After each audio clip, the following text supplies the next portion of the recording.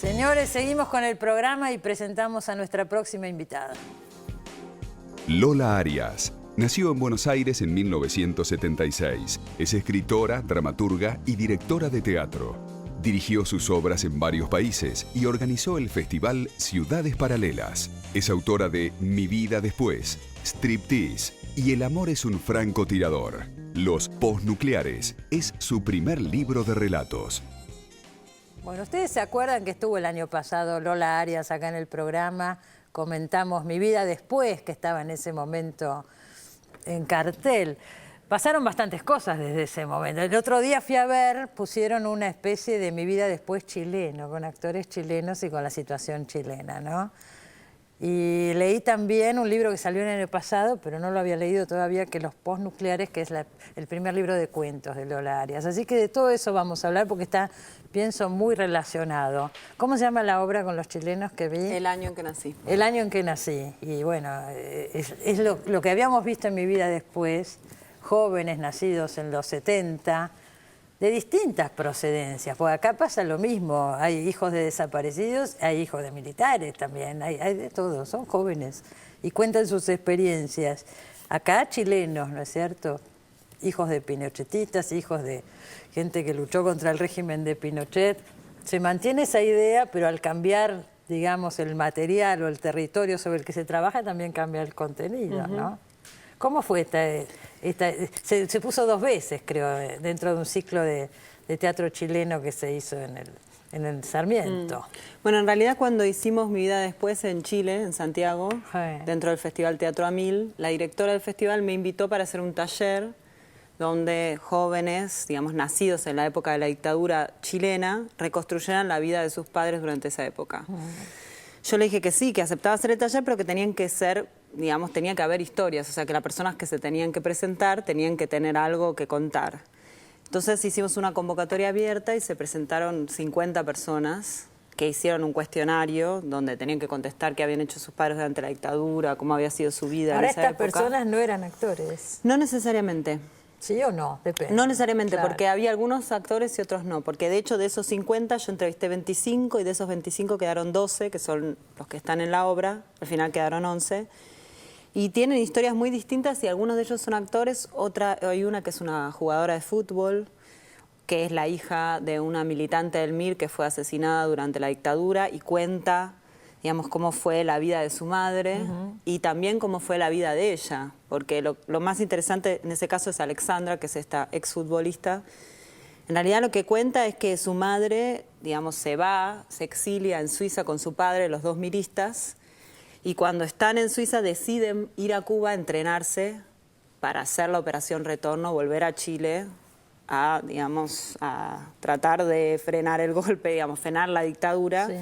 Y en realidad a la madre la asesinan cuando vuelve y al padre lo meten preso, con lo cual ella queda en las manos de su abuela y va yendo de país en país tratando de armar su vida con un cuaderno, y eso es una de las cosas más lindas de su historia, con un cuaderno que le habían dejado los padres donde decía todas las cosas importantes que se debía saber sobre ella si alguien la tenía que cuidar, ¿no? Y había desde el dato del tamaño de su cabeza hasta las enfermedades que había tenido o cosas sobre su personalidad. Por ejemplo, había un pedazo del cuaderno donde dice, está siempre con adultos, no tiene amigos. Como que uno reconstruye también la infancia de un chico nacido, una chica en este caso, en estas circunstancias. Particulares circunstancias. Uno escucha todas esas historias y son vidas difíciles, complicadas, ¿no es cierto? Pero creo que ese límite, porque en los cuentos vi algo parecido, hay un límite entre la realidad y la ficción que es donde a vos más te interesa trabajar y me parece que es muy atractivo eso.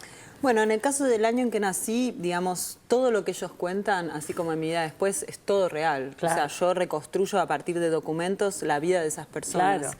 Así como estaba la vida de Alexandra, está la vida de un chico que trabaja hoy en la policía, que hace los identikits, o sea, y las reconstrucciones de crímenes, que él cuenta que su padre en realidad había sido guardaespaldas de Fidel en su visita a Chile durante el gobierno de Allende, y después se convierte en la mano derecha del jefe máximo de la policía durante la época de Pinochet. O sea, el tipo estuvo... Digamos que un profesional de lo suyo. Claro, un profesional, pero que no le importa. O sea, él siempre defendió el poder sin importar quiénes fueran, ¿no? Como una idea muy descabellada. Bueno, pero que real, existió, digamos, que existió gente que hizo eso, digamos, que estuvo con Allende y luego estuvo con Pinochet. Claro. Y él reconstruye toda su historia a través de unos dibujos, y que es como un momento muy lindo porque va dibujando su biografía y la vida de su padre, hasta contar que él ahora trabaja en la policía, dibujando para la policía. O sea que algo extraño de esa herencia continúa en él. Eso es como una parte de mi trabajo, así mucho más documental. En los cuentos creo que hay algo ahí, sí hay un germen también de realidad. De hecho, muchos cuentos hablan de profesiones, de personas que quizás pasan más desapercibidas o son casi invisibles en la vida urbana. Y algunas se repiten con las obras de teatro. Por ejemplo, el caso de la mucama. Hay un cuento precioso acá de una persona que limpia en la casa de quien cuenta. Y yo recordaba el trabajo que vos hiciste con las mucamas de hotel, que me decís que lo seguís haciendo por todo el mundo, ¿no? Bueno, en el caso del cuento del que hablabas, China, en realidad habla de una mujer que viaja desde la periferia para limpiar la habitación en la casa de alguien, y la conversación que tienen por un momento esa mujer que está ahí en la casa y esa otra mujer que está limpiándole la casa, que tienen por un momento una conversación muy íntima sobre sus familias y sobre, digamos, cómo fue la vida de ellas, en una especie de grieta, en una relación totalmente distante, ¿no? Que es como esa relación extraña que se puede generar entre alguien que limpia la casa de otro y que tiene acceso a su intimidad, a su basura, que quizás es la cosa más íntima, digamos, lo que sale, lo que desechamos. Y esa otra persona que está ahí observando eso, ¿no? También lo extraño creo que es como esa relación entre alguien que observa a otro que limpia su casa, ¿no? Como que uno normaliza unas relaciones que son medio impensables. ¿Por qué uno acepta eso, digamos? ¿Por qué uno... Por comodidad, supongo, ¿no es cierto? Convive con esa situación. Pero la experiencia de las mucamas de hotel, que trabajan en ciudades paralelas, era donde se trabajó esto, ¿no es cierto? Cambió de acuerdo al lugar donde lo hiciste. Por ejemplo, acá en Buenos Aires no es lo mismo que en Berlín, digo. ¿Qué es lo que cambia? ¿El rol de la persona que está limpiando? ¿Cómo es? Bueno, hay muchas cosas que se repiten. De hecho, la obra yo la hice siempre en los hoteles Ibis, como los hoteles categoría, ¿viste? Como 3 estrellas. Sí. Pero la realidad es que en Argentina, digamos, la obra reflejaba de alguna manera la vida de mujeres que viven en la periferia, que vienen a la capital a trabajar, que quizás no tuvieron trabajo durante muchos años o que vendían cosas de puerta en puerta o, digamos, que estaban en una situación de mucha fragilidad económica, y que el trabajo en el hotel les representa una seguridad y un trabajo contención muy grande. Y ellas contaban básicamente cómo era su experiencia trabajando en un hotel, y también, digamos, cómo era su relación con los huéspedes, cómo es ser, digamos, partícipe de la intimidad de otro. En el caso de Berlín, en realidad lo que aparecía mucho más fuerte era que eran todos extranjeros, o sea, que venían o de África, o de Filipinas, o de Vietnam, o de... Bueno, había una sola alemana, por ejemplo, en todo el hotel que hacía ese trabajo, ¿no? Cómo los extranjeros cubrían ese problema, que era, bueno, a ver quién se ocupa de limpiar los cuartos, bueno, los extranjeros. ¿Ahora vas a trabajar con prostitutas, me dijiste? Voy a hacer una obra en Alemania, en Bremen, para la cual voy a entrevistar a prostitutas de la ciudad. Seguramente haya algunas de ellas que participen en la obra. Me contacté en realidad con una persona que se ocupa de los derechos de las prostitutas y digamos, de ayudarlas a que tengan cobertura médica y etcétera, y ella es la que me está haciendo contacto para hacer estas entrevistas. ¿Por qué decís seguramente alguna trabajará? Si no pones actrices profesionales. Bueno, hay veces en que, digamos, para mí lo interesante de estos proyectos es involucrar a la gente que tiene estas propias historias. Claro. A veces que no es posible por no alguna razón y entonces alguien es el sustituto de esa persona y ahí que entra falta. un actor.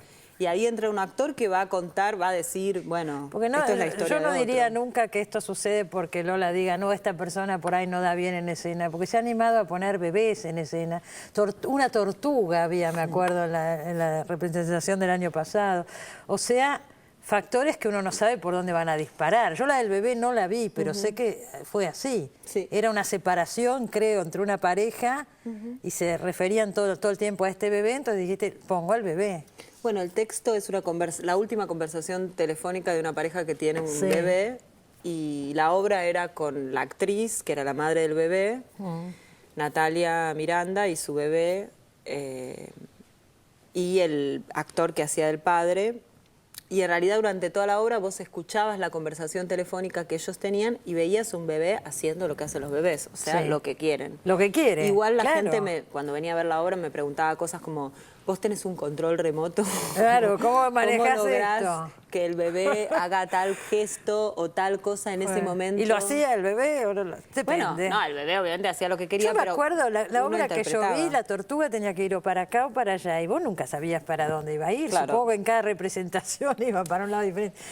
Eso genera una sensación, a ver, de riesgo en el que está mirando y en el que actúa y en el que dirige, que creo que esa es la tensión que hay en estas obras, ¿no? Sí, yo creo que hay un compromiso distinto con el ¿Seguro? espectador. O sea, creo ¿Seguro? que cuando uno va como espectador a ver una obra de teatro donde va a haber actores diciendo un texto, representando... Hay una convención muy marcada. Hay una convención que Claro. hace que la relación sea una relación de admiración o de, mira qué bien que dice el texto, mira lo que Claro. hace, etcétera.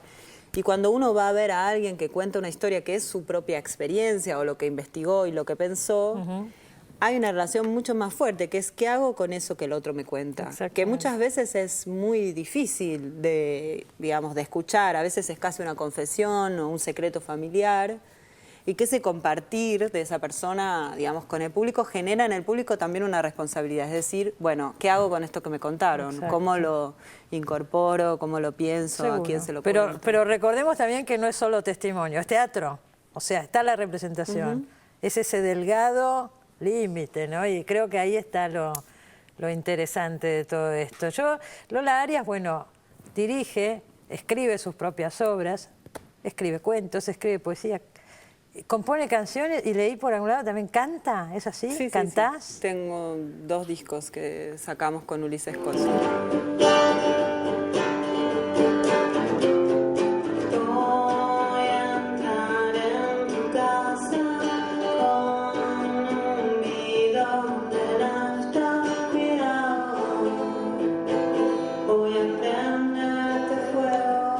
Es como decir me asumo como artista absoluto y hoy me manifiesto por esto, mañana... Artista absoluto. A ver, ¿cómo es? Digo. Soy el artista absoluto. Soy el artista absoluto, pero digo... No, bueno, hago lo que puedo, pero básicamente, digamos, sí, yo no lo veo tan separado, digamos, no, digamos, me parece que para mí, digamos, el inicio de todo está en la escritura y que a partir de la escritura yo empecé a escribir canciones, a escribir teatro, a escribir narrativa. Claro.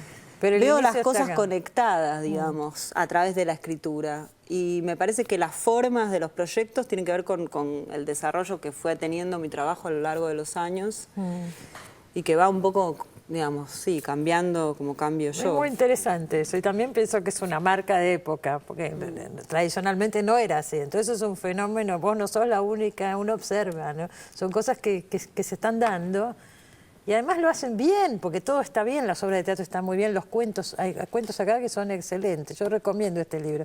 Salió el año pasado y ya sabemos lo cruel que es en este momento la industria, a veces uno va a una librería y solo encuentra los libros del mes pasado. Entonces, si tiene suerte, tal vez consiga un ejemplar de los postnucleares. Yo se los recomiendo de todo corazón. No sé si es fácil hoy conseguirlo, pero haciendo un esfuerzo por ahí sí. Es terrible esto que pasa, ¿eh? Cuando puedo me gusta recalcarlo.